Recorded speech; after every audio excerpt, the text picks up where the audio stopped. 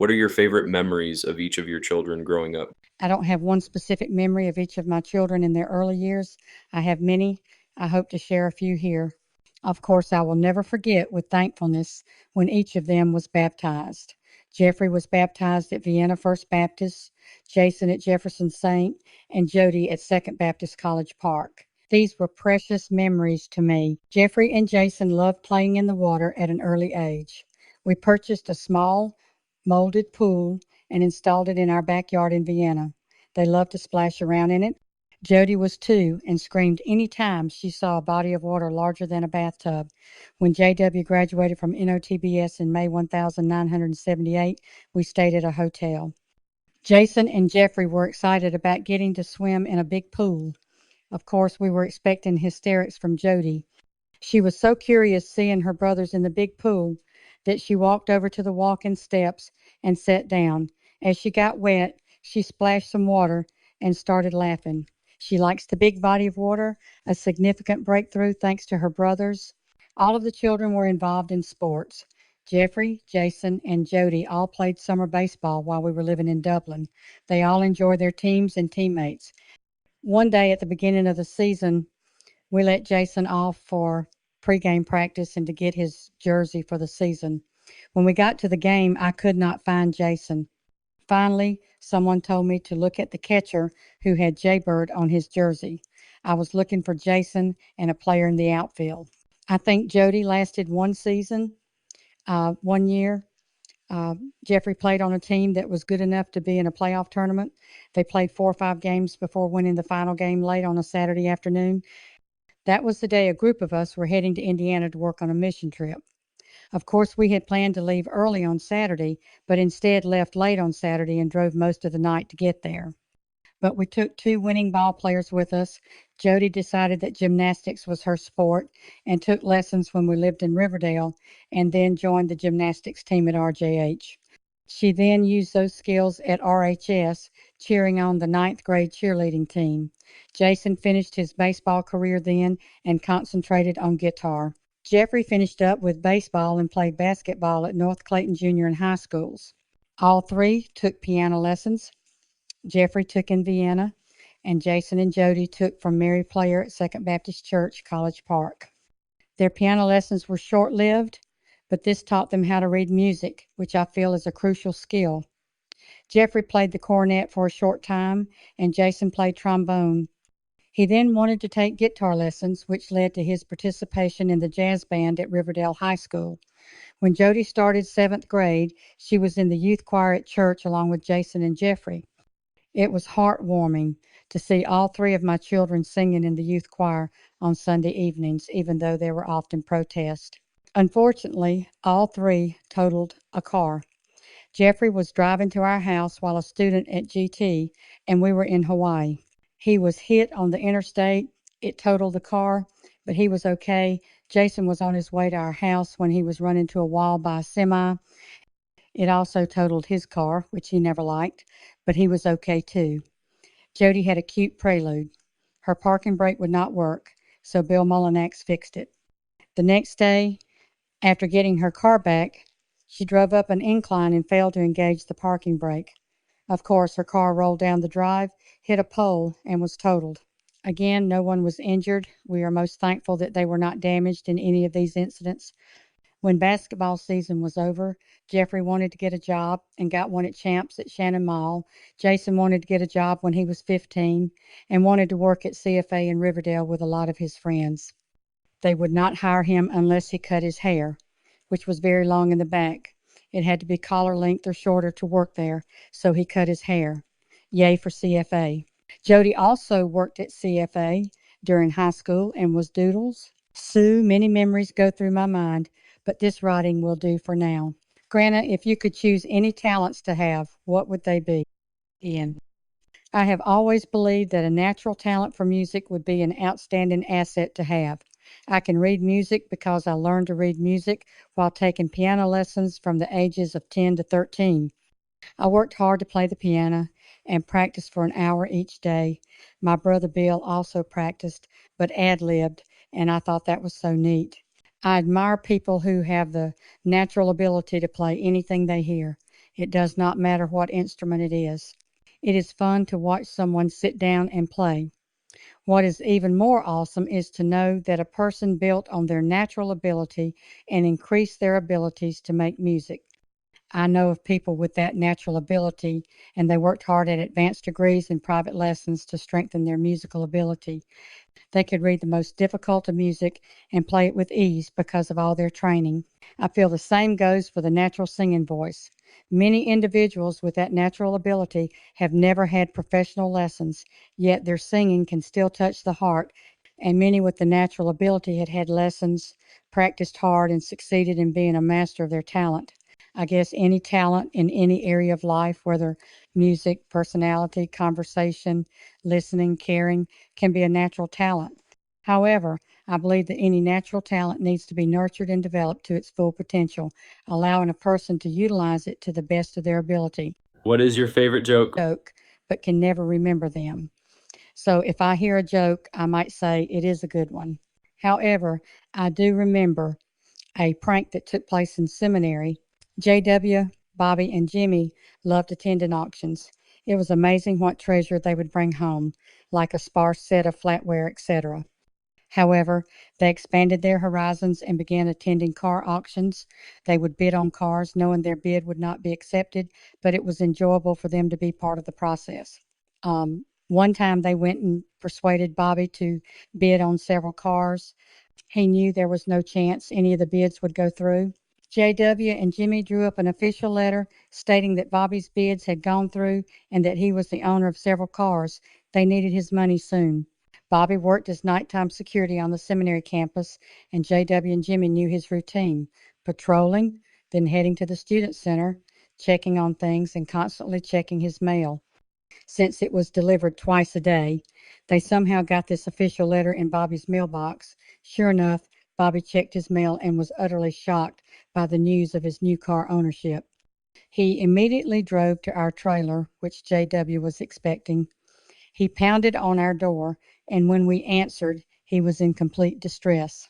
He explained the letter and said he had no money, and what was he to do?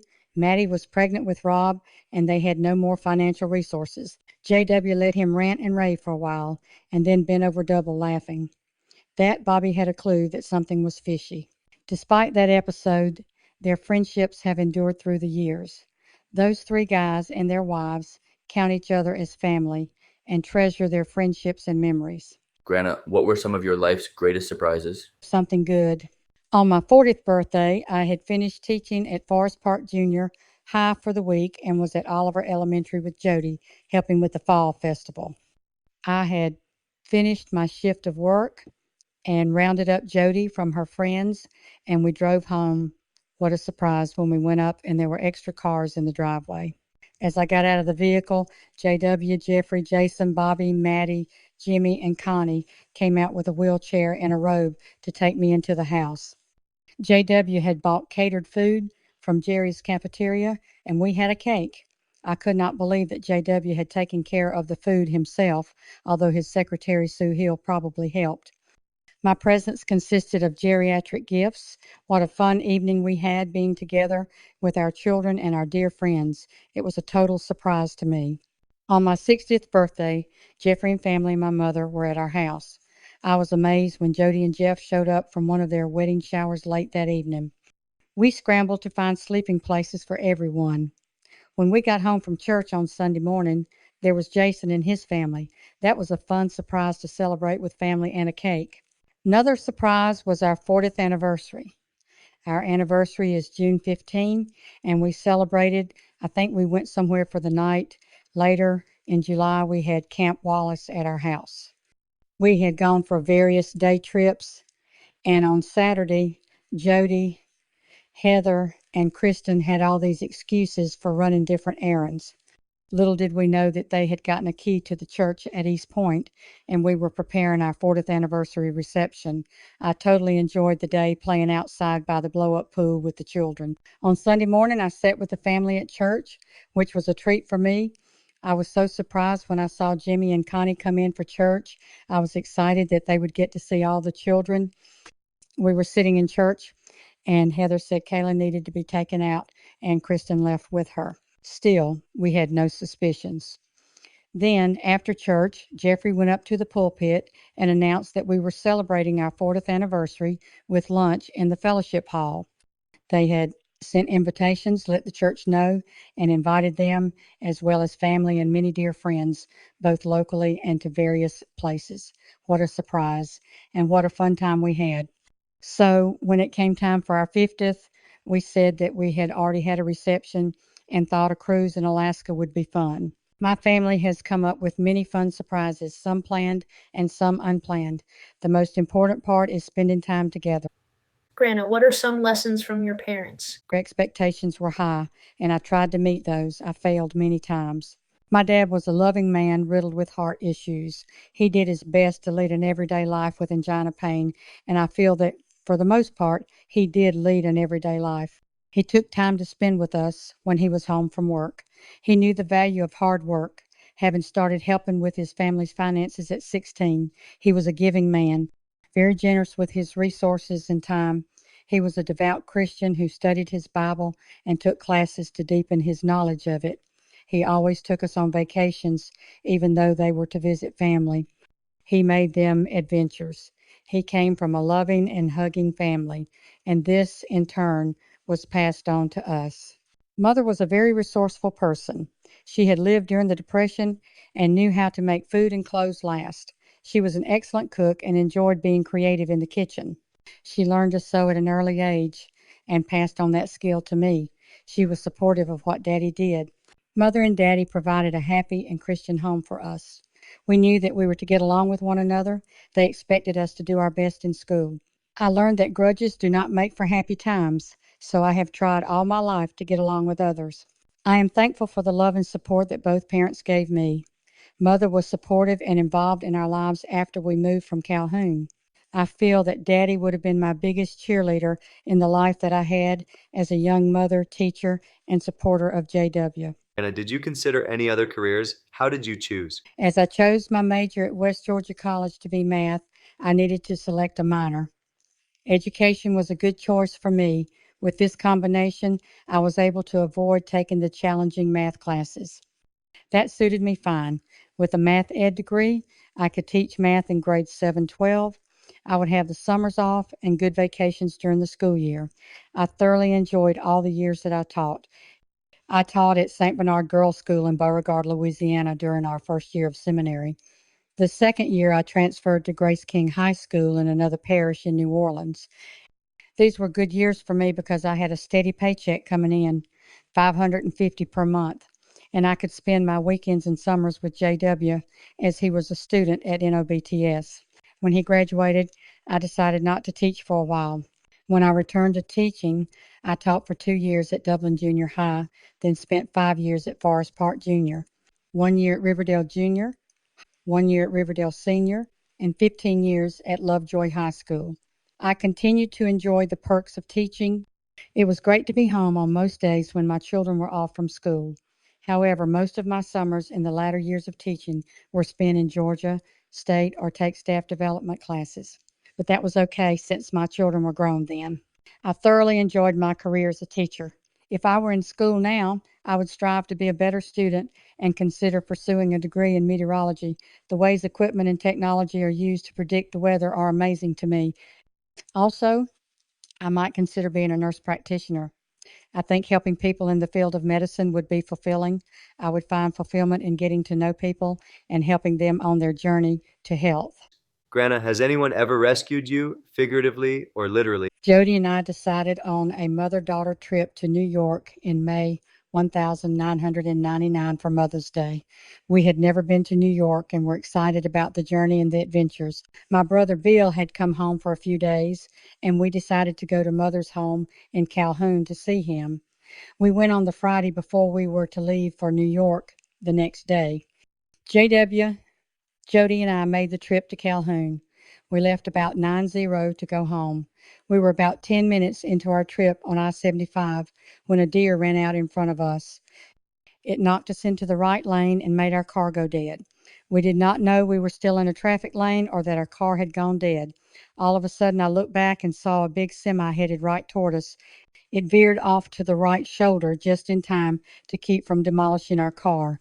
It sideswiped our vehicle, and of course, the noise was horrible. We were physically okay, but emotionally a wreck. JW looked back and did not see Jody. He went into hysterics because he thought she had been injured. She had gone down into the seat upon impact and was not hurt. She immediately started massaging JW's shoulders and instructing him to breathe, etc., to calm the panic attack. The truck driver was not injured. His truck had gone down in a deep ditch. People who had seen the wreck called 911, and we had immediate help. They encouraged us to get in the back of the ambulance to get checked out. We were thinking about what we were going to do. I immediately said we would have to cancel the New York trip, and JW and Jody said no, that we were going as planned. Our car was not drivable, and it was late at night. What were we to do?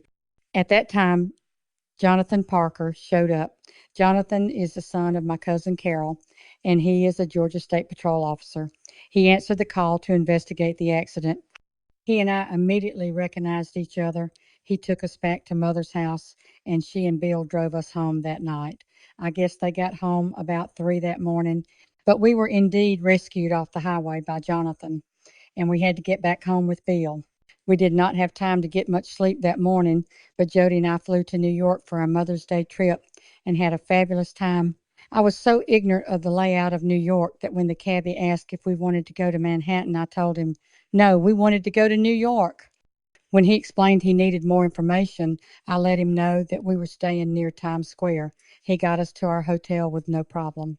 We saw The Sound of Music and Les Mis on Broadway, had a great bus tour, enjoyed the restaurants, and loved the shopping.